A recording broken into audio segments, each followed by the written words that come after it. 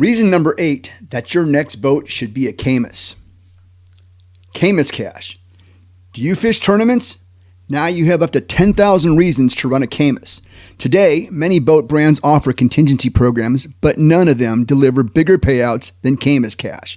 With over 1,000 sanctioned events each season, you could win $10,000 for a win in a platinum event or $2,500 for being the highest finisher in a Camus boat.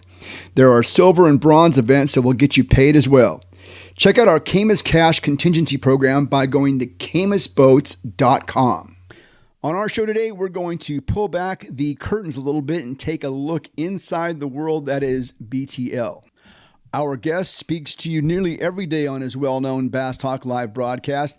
Besides being a leading content creator in the industry, he also pays his dues each season on the Bassmaster Open Tour, which, by the way, is the toughest fishing tour that we have going. The Opens are by far the toughest.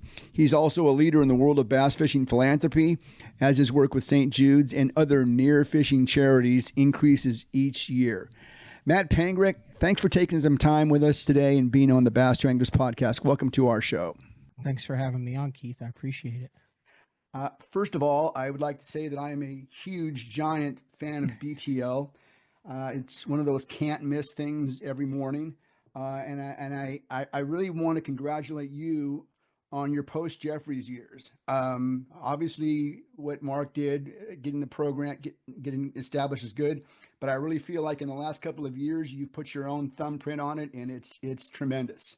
Thank you. Yeah, it was, Jeffries was doing this. This is we say it's the 21st year of BTL, but I know, I became familiar with you back when you used to host. Do you talk about the brush pile at all on your podcast, which was really based on what's going on today, about 20 years ahead of its time.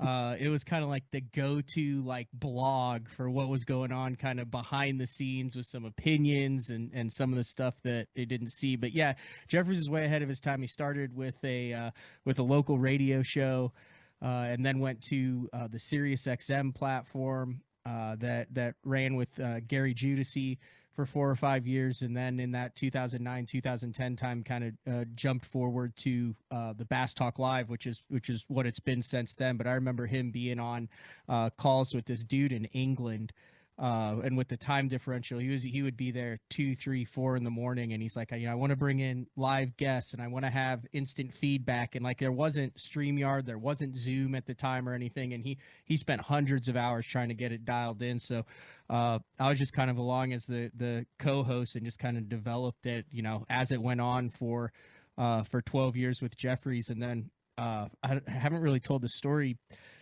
I don't think he'll be upset. Screw it. He doesn't run it anymore. I do. That's the way it goes. So Keith, he walked in one day, 3 years ago, and he had his phone open, and it was it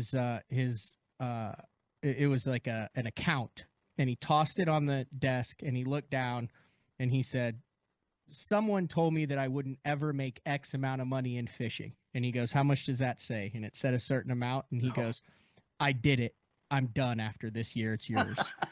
And I just remember, I get chills thinking, I'm like, holy cow, how am I going to take this over? Because, I just co-hosted it and came in and did a bunch of stuff. So I was pretty nervous taking over BTL, literally thousands and thousands of shows co-hosting, and a lot of opinions on, should I have a co-host? Who would be my co-host? Should I have multiple co-hosts? How would I do the show? Where would I do the show? So it's kind of developed organically over the past 3 years to where I'm comfortable. And I was looking at it, I'm right at around 600 shows solo now. So I really enjoy it, but that whole thing started with Jeffries, and I really learned a lot from him over the years that he was at the helm.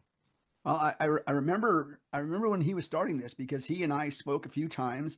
I don't think I ever interviewed him, but we spoke off the air a few times. I was doing an internet radio show. Who the heck knew it was going to be called a podcast?